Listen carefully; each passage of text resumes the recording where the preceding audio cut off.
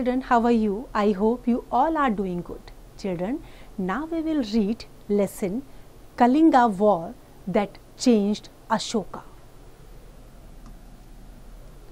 आपने अशोका की कहानी सुनी होगी कि जब कलिंग का वॉर हुआ था तो उसका जो विनाश उन्होंने देखा था, जो नुकसान उन्होंने उस वॉर का देखा था, उसके बाद वो कम्प्लीटली चेंज हो गए थे। उन्होंने उसके बाद से वॉर बिल्कुल भी नहीं किया, वॉर न करने की उन्होंने कसम खा ली थी। Now read the lesson, get ready. Ashoka, the great Mauryan ruler of the 3rd century BEC, at the height of his conquests, ruined Kalinga but repented to see the carnage. He realized the cruelty of warfare and decided to renounce it. Then he focused on promoting peace and well-being of common people.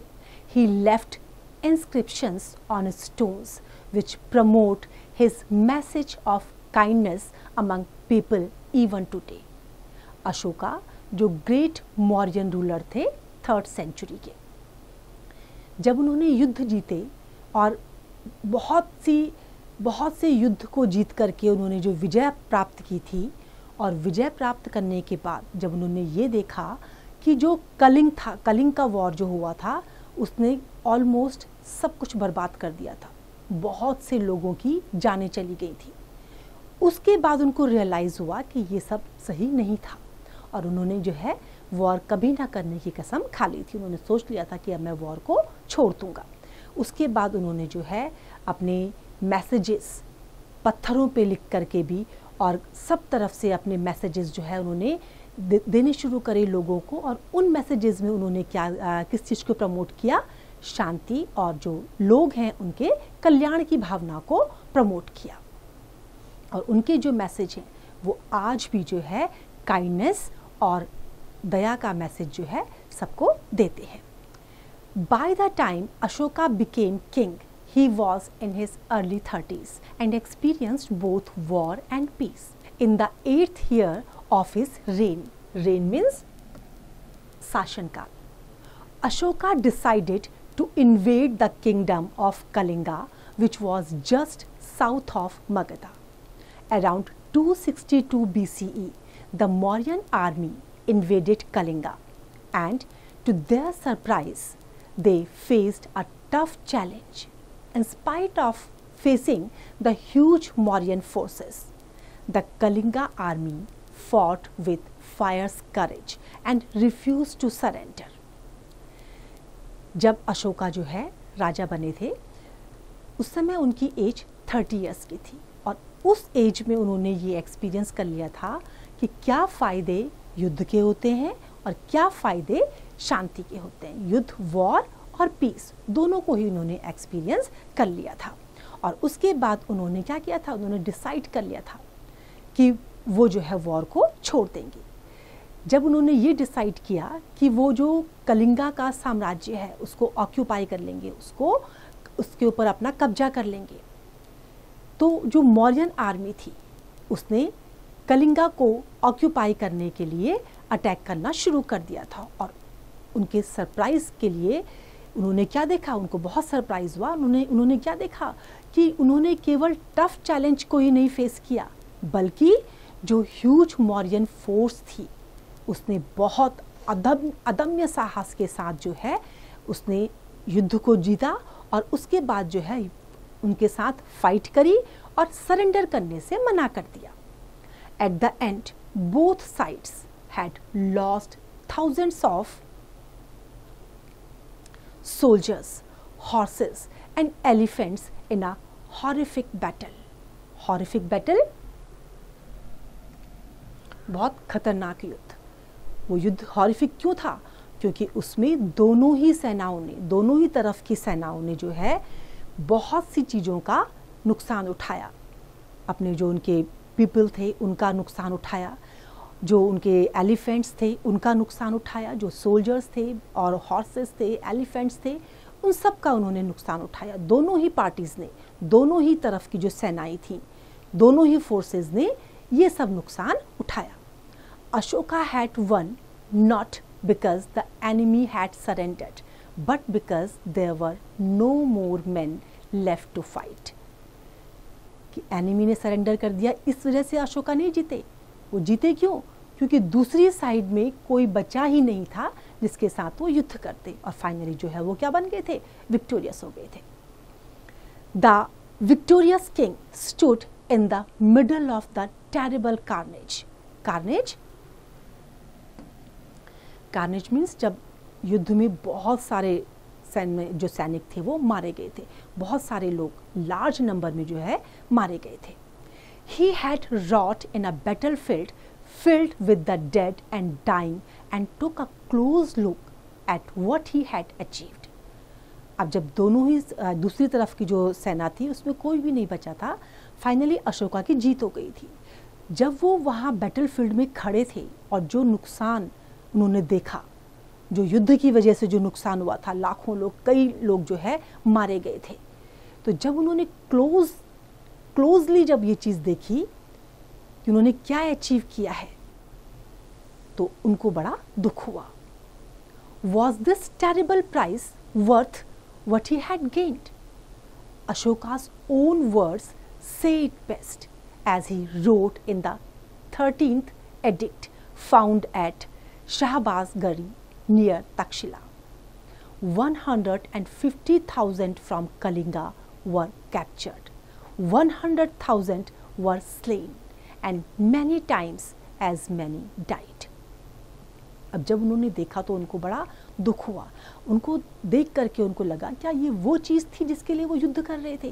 क्या ये चीज़ थी जिसका उन्होंने जो युद्ध करा और उस युद्ध का इतना बड़ा प्राइज़ उनको मिला, इतना टेरिबल प्राइज़ उनको मिला?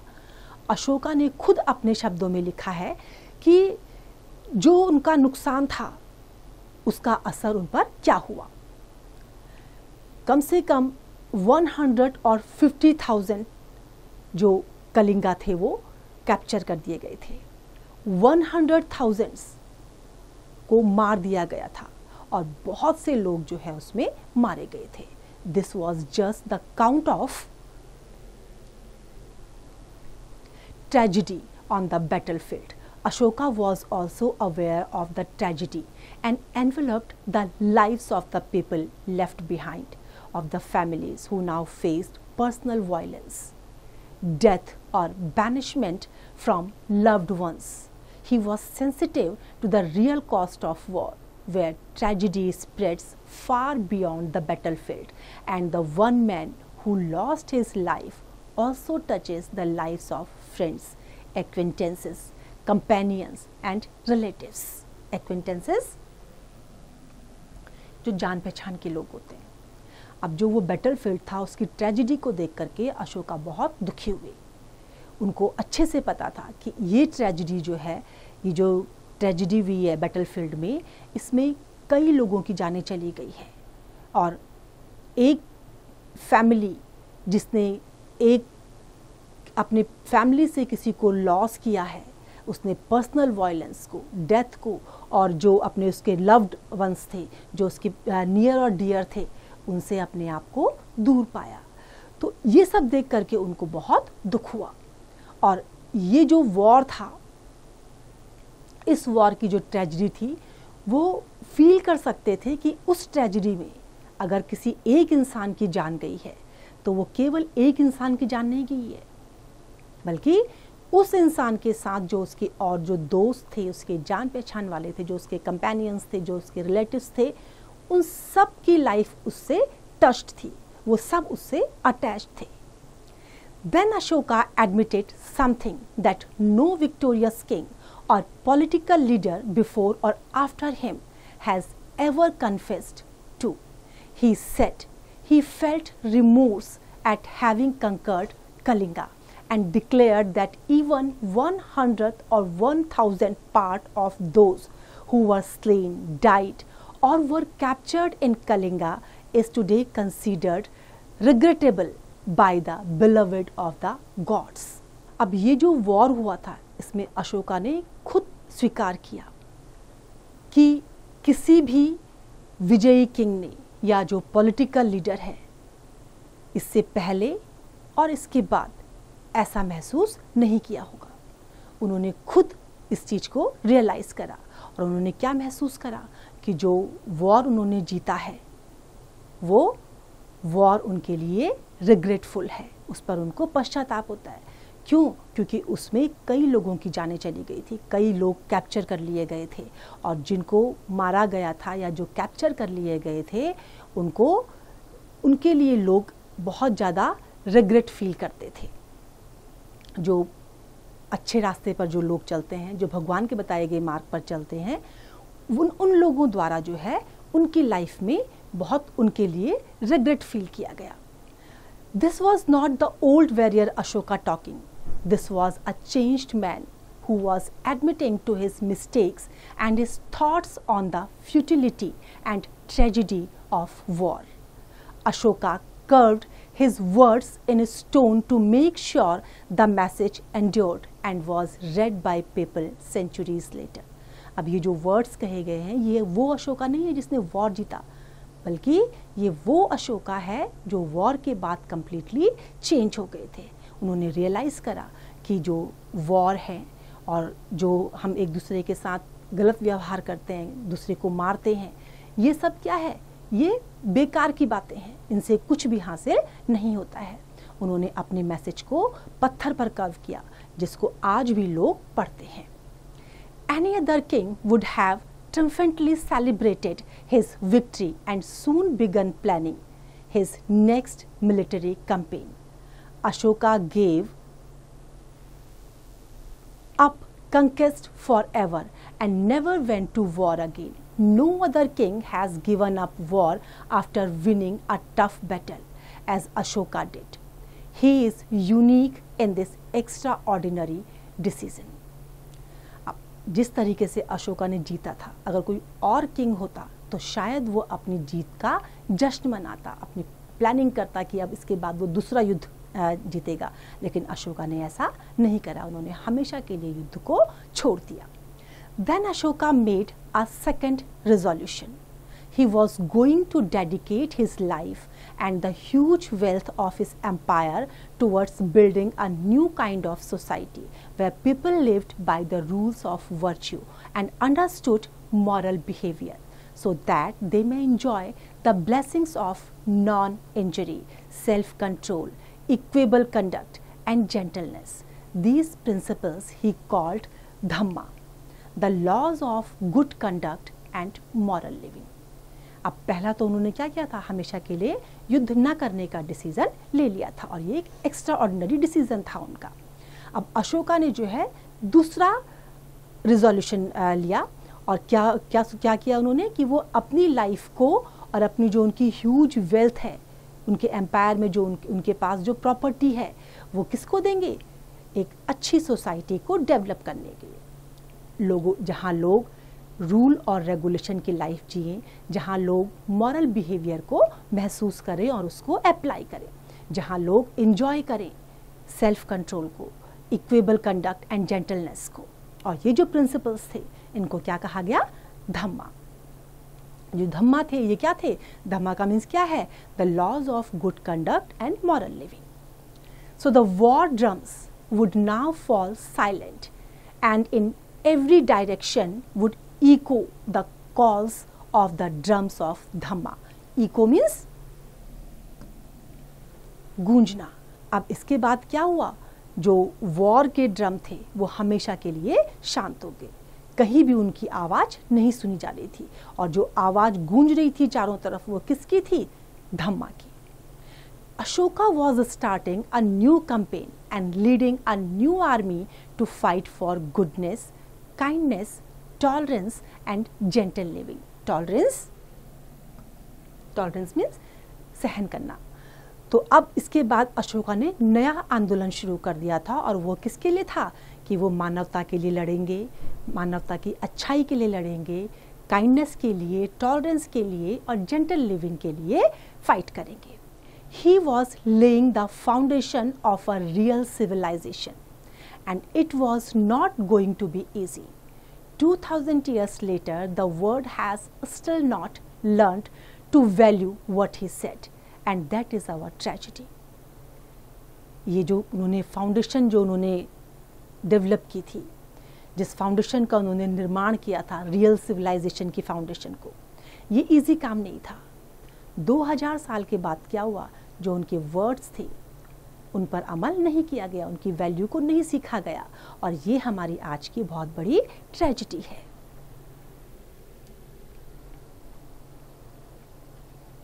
Unlike the popular legend, it was not a dramatic transformation on the battlefield. This was a thoughtful, practical king who chose a path that he believed would be for the welfare of his subjects and would also benefit him. Subjects जो उसके citizen हैं, जो उसके नागरिक हैं। जो ये change था, ये जो चेंज उनके उसमें आया था, ये कैसा चेंज था? एक थॉटफुल, जो एक प्रैक्टिकल किंग था, उनका ये थॉटफुल चेंज था कि वो जो भी करेंगे वो अब अपने नागरिकों के बेनिफिट के लिए करेंगे, और ये उनके लिए भी और उनके नागरिकों के लिए भी, दोनों के लिए ही बेनिफिशियल था। ही remained a busy king all his life, very conscious of his duty towards his subjects. He said of his role as a king. उन्होंने क्या कहा कि as a king उनका क्या रोल है, क्या कैसे बताया उन्होंने? All men are my children, and just as I desire for my children that they may obtain every kind of welfare and happiness, so do I desire for all men. Desire करना means इच्छा करना। This therefore I have done, namely that at all hour, whether I am eating or am in the closed apartments, in the inner chambers, in the royal ranch, on horseback, or in the pleasure orchard, the reporters may report people's business to me. अब उन्होंने क्या कहा कि जो राजा की तरह से उनकी ड्यूटीज़ क्या हैं कि जितने भी यहाँ पे लोग हैं, जितने भी उनके किंगडम में जो लोग रहते हैं, जो सिटीजन हैं, वो सब उनके बच्चों की तरह से हैं, और जैसे जो वो चाहते हैं कि मेरे बच्चों को मिले, वही खुशियाँ, वही कल्याण वो अपने जितने भी नागरिक हैं उनके लिए चाहते हैं। तो इसके लिए उन्होंने क्या कहा कि चाहे मैं कहीं भी हूँ, चाहे मैं खा रहा हूँ या मैं आराम कर रहा हूँ या कहीं पर भी मैं हूँ, मुझे जो है लोगों के बिजनेस, लोग क्या काम कर रहे हैं, उनको क्या चाहिए, उनको क्या प्रॉब्लम्स हैं, वो मुझे कहीं पर भी रिपोर्ट कर सकते हैं। These royal orders were then carved on pillars and rocks across the empire. Officials were instructed to regularly read them out to the people who were mostly illiterate. What is fascinating? Fascinating जो आकर्षक हो is that the words in each edict are very similar. Also the language is very personal. They are clearly Ashoka's own words. When we read the translation today, it is Ashoka's voice that speaks to us from 2 millennia in the past, full of his thoughts and emotions, his feelings of genuine remorse and the joy of discovering a new path of life. It is like reading of his diary, 2300 years old and carved in stones. अब जो भी उनके ये royal orders थे, जो ये शाही orders थे, आदेश थे, वो कहाँ उनको कर्व किया गया? पिलर्स में और रॉक्स में, और ऑफिशियल्स उसके लिए इंस्ट्रक्ट किए गए थे कि वो उनको जो है, जो लोग पढ़ नहीं सकते हैं उनको पढ़ के सुना दें। और उसमें सबसे ज़्यादा जो फैसिनेटिंग था, सबसे ज़्यादा जो अट्रैक्टिव पार्ट था, वो क्या था कि सारे वर्ड्स सब में सिमिलर थे, सेम थे, बिल्कुल उनमें चेंजेस नहीं थे, और लैंग्वेज बहुत सिंपल थी। अशोका के अपने शब्दों की वो लैंग्वेज थी, और उसमें जो अशोका की वॉइस थी, वो पूरा जो उसमें लिखा गया था, वो अशोका के जो क्या थॉट्स थे, क्या इमोशंस थे, क्या उनकी फीलिंग्स थी, और कैसा उन्होंने जो वॉर हुआ था उसके बाद फील किया था, वो सारा उसमें बिल्कुल क्लियरली उसमें डिस्क्राइब है। और आज भी जब हम उसे पढ़ते हैं तो हमें क्या लगता है, उनके जो इतने साल पुराने जो वर्ड्स थे वो बिल्कुल क्लियर हमें उस स्टोन में नज़र आते हैं। तो देखा बच्चों आपने, वॉर अगर होता है किसी के भी बीच में तो वो डिस्ट्रक्शन ही लेकर के आता है, वॉर से किसी को भी फ़ायदा नहीं होता। तो मैं उम्मीद करती हूँ आप लोग आपस में भी जो छोटे मोटे झगड़े करते हैं वो नहीं करेंगे, आपस में प्रेम से रहना चाहिए, है ना। I hope this is clear to you now.